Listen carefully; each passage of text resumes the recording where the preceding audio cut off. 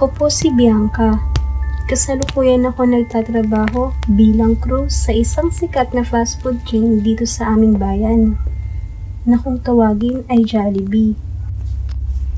Sikat ang kainan na ito lalo na sa mga kabataan. Ang madalas nilang orderin sa amin ay ang fried chicken o mas kilala sa tawag na Chicken Joy, pati na din ang Jolly Spaghetti, fries at sundae.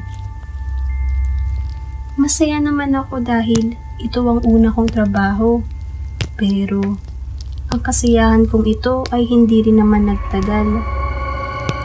Tandang-tanda ko pa, huling buwan yun ng Setyembre. Napag-utusan ako ng aming manager na mag-night shift.